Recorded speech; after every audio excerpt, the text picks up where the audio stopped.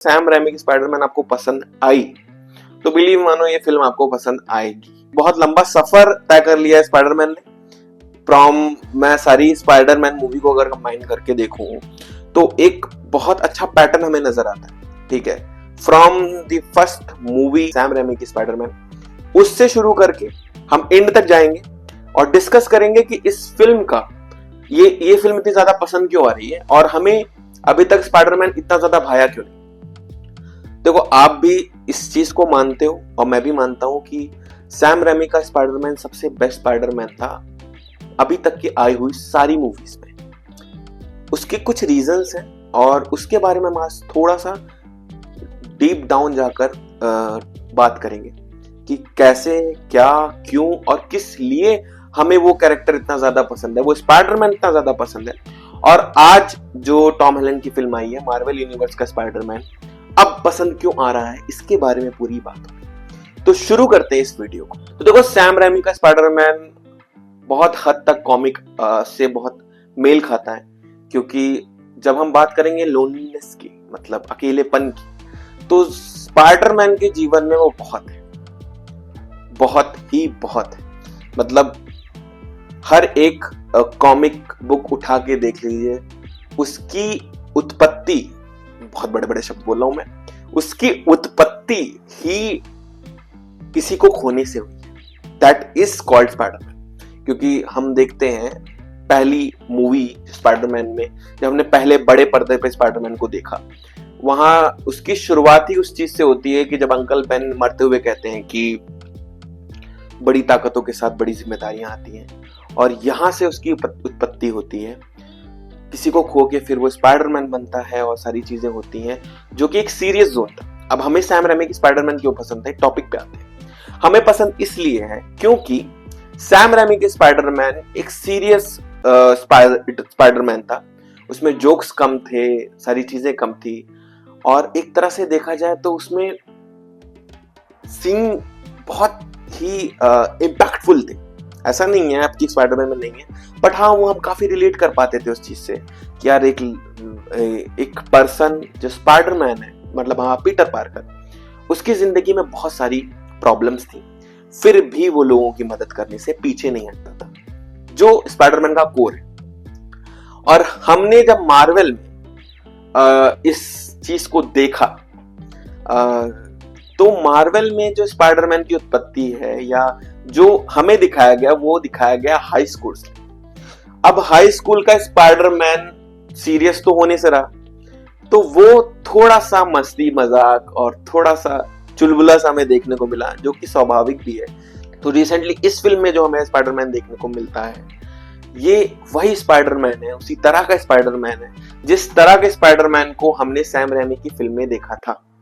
That is very correlated, ठीक है, क्योंकि कैरेक्टर, अब ये स्पाइडरमैन इस तरह से बड़ा हो गया है कि इसकी जिंदगी में वो प्रॉब्लम्स आ रही हैं, वो अकेलापन आ रहा है, जो एक्चुअली स्पाइडरमैन को स्पाइडरमैन बनाता है। बहुत बड़ा प्रवचन दे रहा हूँ, ले लो। बहुत सारे लोग, बहुत मिक्स रिव्यू है कि इसमें हम 3 स्पाइडरमैन को देखे थे, वो ज्यादा अच्छी थी या ये अच्छी थी, बट मैं आपको बताऊं, अपनी अपनी जगह पे सारी फिल्में अच्छी हैं।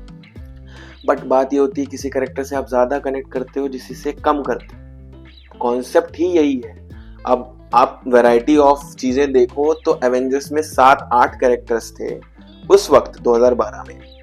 उसके बाद भी हम एक एक कैरेक्टर को पकड़े रहते थे। हम लोग खुद याद है, ग्रुप्स में एक एक कैरेक्टर्स को पसंद करते थे कि यार तुम ये वाला, तुम, बहुत सारे लोग टोनी स्टार्क से रिलेट करते थे, बहुत सारे लोग क्रिस इवांस, कैप्टन अमेरिका से रिलेट करते। तो ये रिलेटेबल का एक बहुत सब्जेक्टिव थिंग है कि हमें ये पसंद है क्योंकि हमारी कुछ आदतें इस सुपर हीरो से मिलती है, हमें ये पसंद है, हमारी कुछ आदतें इस सुपर हीरो से मिलती है। तो पूरा सिनेरियो ही इस तरह बिल्ड होता है। फिल्मों का आधार ही यही है कि जब तक आप फिल्म में अपनी जिंदगी नहीं देखते, तब तक आपको फिल्म पसंद नहीं आएगी। मोटा मोटा ये है कि हर फिल्म को उठा के देखो तो कनेक्ट जब होते हो आप कैरेक्टर से, तो आपको उसके बाद की फिल्म मजा देना है। That is the whole concept of the movie. ठीक है, कनेक्शन जरूरी है, सिमिलैरिटीज पैदा हुई किसी कैरेक्टर में जो फिल्म में आप पर्दे पे देख रहे हो, और सिमिलर लगा कि यार ये तो मैं भी करता हूं, बस उसी पल से आपको वो पर्सन पसंद आने लगता है।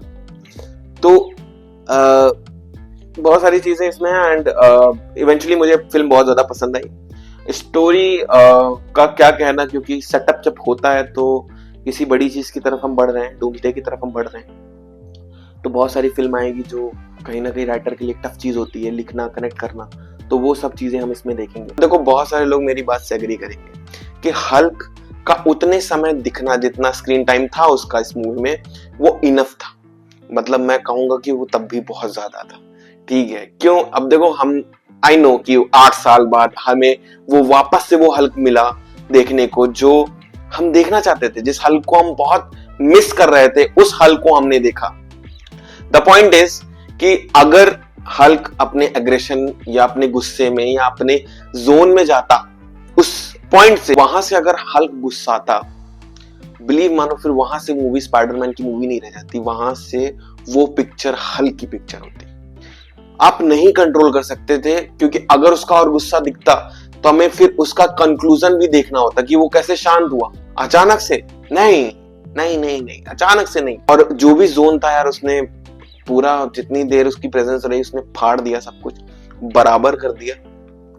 एंड हमें फील होता है कि डूम्सडे में हमें कुछ तबाही भरा देखने को मिलेगा। ऑनेस्टली आई बिलीव कि यार होना चाहिए हल्क जैसा कैरेक्टर ना, ऐसे नहीं, छुपा के नहीं रखना है इसको दिखाओ। ठीक है, बट स्पाइडरमैन की फिल्म में जितना दिखा है इनफ है। ठीक है, अब हम बात करते हैं आगे। उसके बाद हमारा पनिशर का रोल थोड़ा और दिखा सकते थे, तब मैं एग्री करूंगा।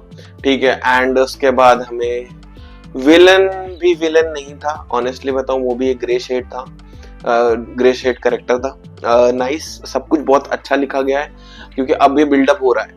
अब आने वाली चीजें थोड़ा सा, ये ऐसा नहीं है कि स्पाइडरमैन बहुत इजी अब लाइफ जिएगा, क्योंकि उसको हैबिट पड़ गई है लोनलीनेस की और अकेलेपन की। नहीं, अब चीजें और टफ होंगी आने वाले टाइम में, क्योंकि अब धीरे धीरे सबको खो रहा है। उसने आंट मे को खो दिया, फिर टोनी स्टार्क जो उसका आइडियल, हमारे रॉबर्ट डाउनी जूनियर, उनको खो दिया, फिर धीरे धीरे अब एक एक चीज खो रहा है। आज इस फिल्म में उसने दोस्त खो दिए, वो दोस्त उसको याद भी नहीं करते, और शायद एक अच्छा पॉइंट दिखाया है कि दोस्ती हो रही है, बट आई फील दैट कि वो थोड़ा दूर ही रहेंगे अब, क्योंकि अब वो फेज शुरू हो रहा है स्पाइडरमैन का जो हमने अभी तक फिल्म में नहीं देखा। क्योंकि सैम रेमी की स्पाइडरमैन, अगर आपको याद होगी, वो लड़ रहा था, एंड में अपने दोस्त से लड़ता है और वहां चीजें एंड होती है। तो एक फेज अभी बाकी है। गैस कर लिया क्या? हाँ, मतलब अभी हमारा जो दोस्त है यहाँ पर, टॉम हॉलैंड का स्पाइडरमैन में, ये एक आखिरी चीज होगी, क्योंकि जो टॉम हॉलैंड फेस करेगा, आई बिलीव, थोड़ा स्पॉइलिंग है, आगे की बात है। मतलब टॉम हॉलैंड का स्पाइडरमैन अब अपने ही दोस्त से लड़ेगा। सर्कल वैसे ही चलता है जैसे चलना चाहिए, तो अब आने वाली मूवीज में वो उससे लड़ेगा और फिर वो और मजबूत बनेगा। यही स्पाइडरमैन की रियल स्टोरी है, कि वो पर्सन जो कितनी भी बुराइयां, कितनी भी चीजें, तकलीफें देख ले, उसके बाद भी अपने आप को बदलता नहीं, उस एक बात पर कि बड़ी ताकतों के साथ बड़ी जिम्मेदारियां आती है।